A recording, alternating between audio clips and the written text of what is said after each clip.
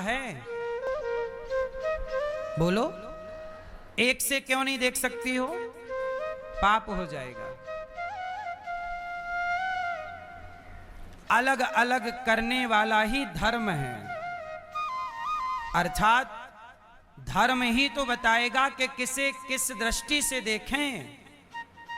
यदि आपके अंदर का धर्म मर जाएगा तो फिर आप भूल जाओगे भेद। फिर लोग गलत काम करने लग जाते हैं। फिर लोग ये नहीं देखते कि ये कौन है मेरा। जैसे कुत्ता, बिल्ली, इन लोगों के अंदर धर्म नहीं है, इसलिए कुत्ते को आपने देखा होगा। कुत्ता जिस माता से पैदा होता है, जिस माता का दूध पीता है, जवान होने पर उसी माता के साथ संबंध बनाने लग जाता है। क्यों? क्योंकि उसे धर्म का ज्ञान। इसलिए कहता हूं, धर्महीन व्यक्ति पशु के समान है।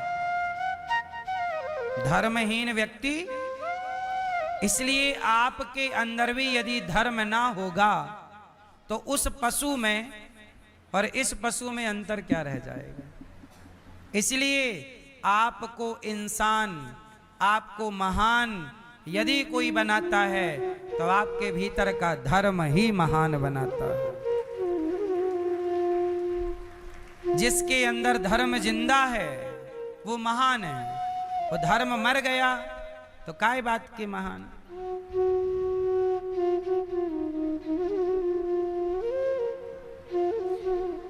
एक टीवी पर मैंने देखा, ऐड चल रहा था। बोले ना मुझे धर्म दिखता है। मैंने कहा तो तू एक नंबर का कुत्ता है, तुझे धर्म दिखता ही नहीं। जिसे धर्म ना दिखे वो कौन? बोलो, वो एक नंबर का कुत्ता है। धर्म नहीं दिखता इसको, एक नंबर का गधा। अरे भाई, धर्म देख के चल। जो तू पराई औरत को देख रहा है, क्या ये धर्म है? आजकल धर्म की आपके बेटा बेटियों में कमी किसकी है? Live in. हमारे देश में लिव इन क्यों आ गया? क्योंकि धर्म का स्तर गिरता चला जा रहा है। धर्म की कमी होगी तो पराई स्त्री अच्छी लगने लग जाएगी, और जब धर्म अच्छा होगा तो पराई स्त्री मां के रूप में नजर आएगी, बहन बेटी के रूप में नजर आएगी।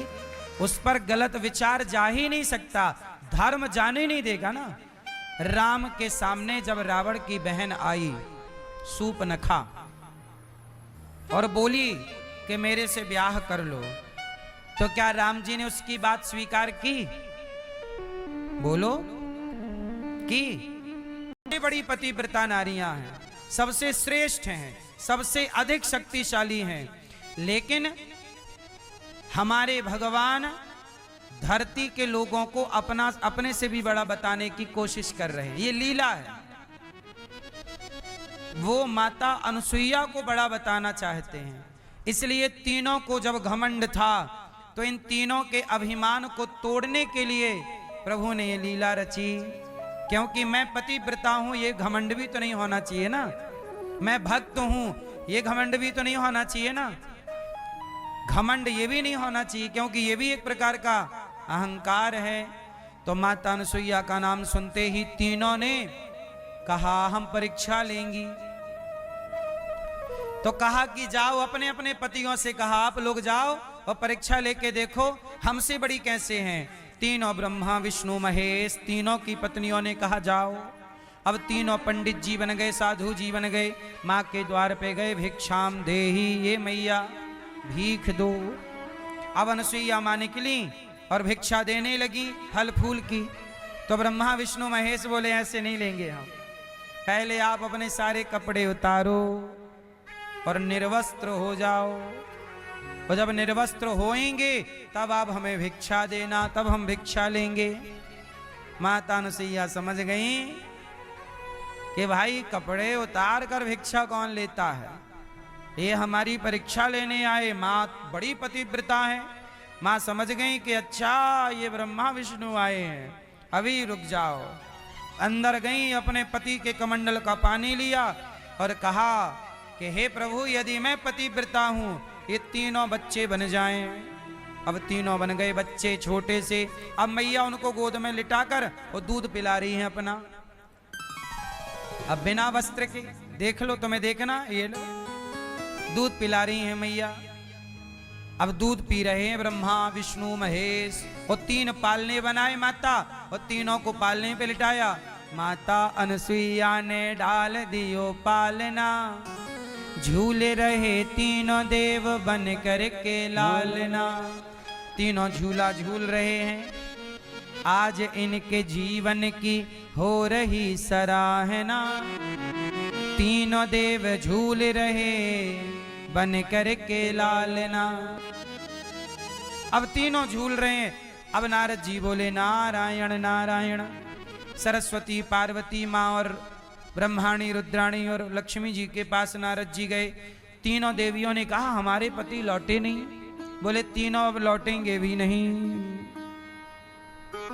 बोले ये सीट खाली हो गई है। फिर बोले क्या करें। बोले हमारे पति कहाँ गए। बोले आपके पति अब छोटे हो गए हैं, वहां नारी का पतन हो जाता है। इसकी एक बात है, कौशल्या मां कितनी बड़ी पतिव्रता है। आपको पता है कौशल्या जी की कथा। कौशल्या जी की कथा ऐसी है कि कौशल्या जी कितनी बड़ी पतिव्रता हैं। इसकी मैं एक बात सुना रहा हूं कथा। आपने सुना होगा कि जब सीता जी का स्वयंवर हुआ। किसका स्वयंवर? धनुष रखा गया। जो धनुष पर डोरी चढ़ाएगा वो सीता से ब्याह करेगा। अच्छा, जनक जी ने सबको बुलाया था, लेकिन जनक जी ने राम को नहीं बुलाया था। पता है, सीता स्वयंवर में राम बिना बुलाए पहुंचे थे। पता है ये बात आपको? सीता स्वयंवर में राम बुलावा गया था विश्वामित्र जी का, और वहां राम विश्वामित्र जी के साथ थे। तो विश्वामित्र जी के साथ राम गए थे। दशरथ जी के यहां कोई निमंत्रण कार्ड जनक जी ने नहीं पहुंचाया। सबको बुलाया। भूप भूप के दूर दूर से राजा आए, परंतु नहीं पहुंचाया। अब सवाल ये खड़ा हुआ कि जनक जी ने दशरथ जी को निमंत्रण क्यों नहीं दिया। यदि दिया होता तो राम जी दशरथ जी के बढ़िया घोड़ों पे रथ पर चढ़कर जाते, लेकिन राम तो पैदल गए थे। अब सवाल ये खड़ा हुआ कि जनक जी ने दशरथ जी को सीता के स्वयंवर का निमंत्रण क्यों नहीं दिया। इसकी एक कथा है, और वो कथा मां कौशल्या के पतिव्रता धर्म से जुड़ी है, इसलिए मैं आपको सुना रहा हूं। सुनो।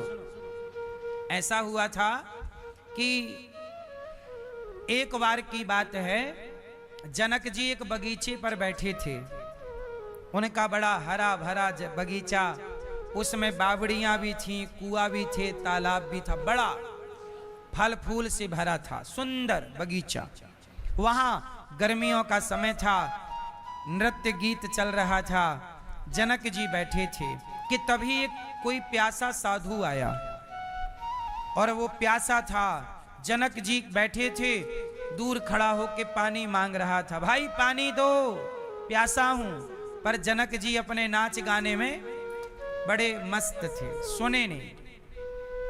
अच्छी हवा चल रही थी, ठंडी ठंडी मौसम अच्छा था। तब साधु जी को गुस्सा आया। अच्छा, तो ये बाग बगीचे की सुंदरता पर खोया है। जा मैं शाप देता हूं, तेरा बगीचा सूख जाए। तुरंत साधु जी के शाप से जनक का वो पूरा हरा भरा बगीचा सूख गया, वीरान हो गया। अब जनक जी ने देखा कि सब सूखने लग गया, तो पता चला कि साधु जी ने गुस्सा किया है। चरणों में जाके जनक जी गिरे, महाराज क्षमा करो, आप आए हमें पता नहीं लगा, क्षमा। चरणों में गिरे, महाराज ये बगीचा बड़ा ठंडक देने वाला है, आप इसे उजाड़ो ना, अपना शाप वापस ले लो। तब कहा कि कोई पतिव्रता नारी इस कुएं से पानी भरकर यदि इस बगीचे में छिड़क देगी तो यह पूरा बगीचा हरा भरा हो जाएगा।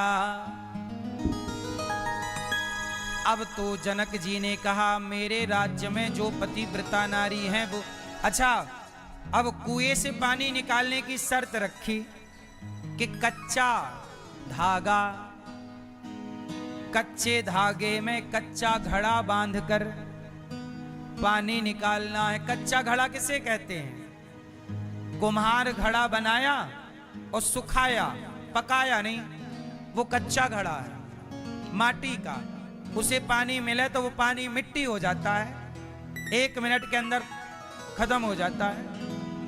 उसमें पानी लाना है कुएं का, और रस्सी काय की बनेगी? कच्चा धागा, मतलब ये समझो कि एक तरह का रुई की, बिना वो घुमाए फिराए, सीधा कच्चे धागे की। वो कच्चा धागा टूट जाता है ऐसे, जरा सा भार नहीं सहता, इतना भी नहीं सहता, वो पानी कैसे आएगा? और बोले जो पतिव्रता नारी होगी वो कच्चे धागे में, कच्चे घड़े में पानी कुएं का खींच कर डालेगी, तब हरा भरा। अब जनक जी ने कहा जो पतिव्रता नारी ऐसा करे वो आगे आ जाए। अब जनक जी के राज्य में कोई आगे नहीं आया। इसका मतलब ये नहीं था कि वहां पतिव्रता नारियां नहीं थी, पर डर लग रहा था कि जरा सी मिस्टेक हो गई तो वो सब लोग हंसेंगे, बड़ा के बड़ी चली पतिव्रता बनने, देख टूट गया तेरा घड़ा, मजाक का पात्र। तो कौन अपना मजाक बनवाए? बोले मैं नहीं करती। अब जनक जी ने लिखा पत्र। उस समय पूरी धरती में सबसे बड़ी पतिव्रता नारियों में एक नारी का नाम चलता था, माता कौशल्या। कौशल्या जी के नाम पत्र लिखा दशरथ जी के नाम जनक जी ने कि आप दशरथ जी आप आओ, हमारे बगीचे में ऐसा ऐसा सांप लगा है, आप कौशल्या जी को लाओ और हमारे यहाँ चरण रखकर हमें जनकपुर वासियों को कौशल्या जी का दर्शन करा के हम सबको कृतार्थ कीजिए। और ये काम कौशल्या जी ही कर सकती हैं, कोई नहीं कर सकता, उनसे बड़ी पतिव्रता नारी। अब दशरथ जी ने पत्र पढ़ा जनक जी का, तो कौशल्या जी को पत्र दिया कि ये लो पत्र आया है, कल तैयार हो जाना, जनक जी के यहाँ चलना है। कौशल्या जी बोली जी। रथ पर बिठाया, सेना आगे पीछे चल रही है, कुछ कर्मचारी घोड़े हाथी। अब जनक जी को ये पता था कि दशरथ कौशल्या जी आ रही हैं, तो अब जनकपुर में स्वागत हुआ। कौशल्या जी सब देखने आए, कौशल्या जी कौशल्या जी कौशल्या जी, सबने अरे बहुत अच्छा। वो दासी भी किसकी थी? कौशल्या मैया की श्रेष्ठ दासी थी, वो भी पतिव्रताओं में श्रेष्ठ थी। चलो अब जनक जी ने स्वागत किया। अब स्वागत किया तो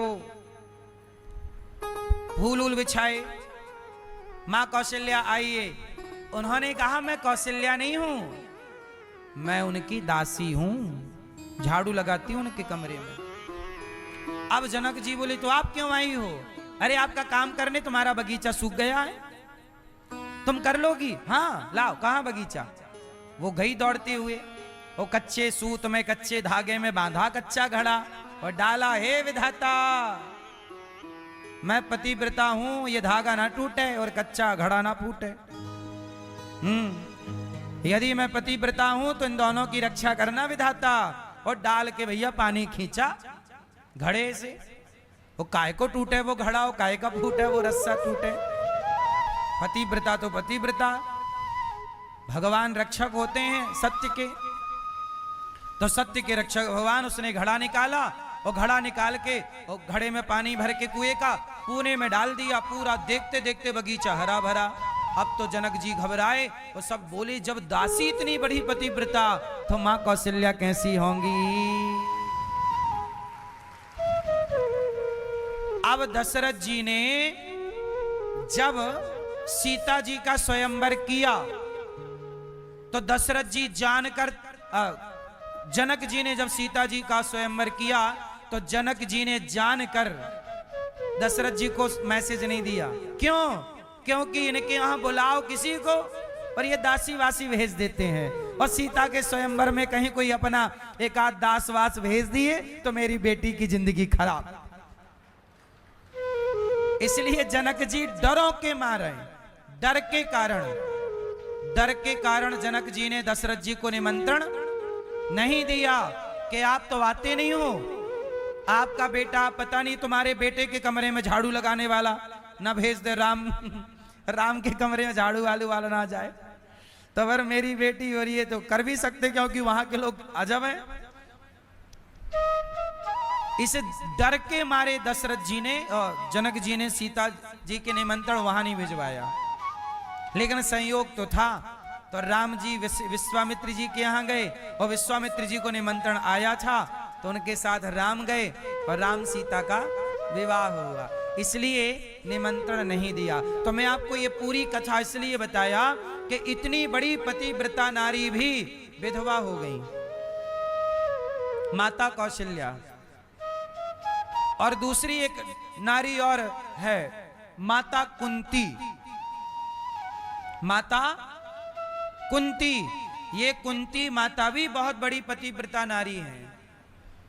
लेकिन ये दोनों नारियां पतिव्रता होने के बावजूद भी वैधव्य को प्राप्त होती हैं। इसका मतलब ये है कि जो नारी पतिव्रता है वो पति है तो है, और नहीं तो फिर जो पति के बाद परमेश्वर में संबंध जोड़ दे, पति के बाद परमेश्वर में नाता जोड़ दे, वह नारी पतिव्रता ही मानी जाएगी। इसलिए पति के बाद भी नारी पतिव्रता रहती है और वह नारी श्रेष्ठ ही रहती है। कोई ये कहकर अपमान ना करे कि तुम तो वैधव्य को प्राप्त हो गई हो, विधवा हो, ये कहकर कोई किसी का अपमान ना करे। विधवा तो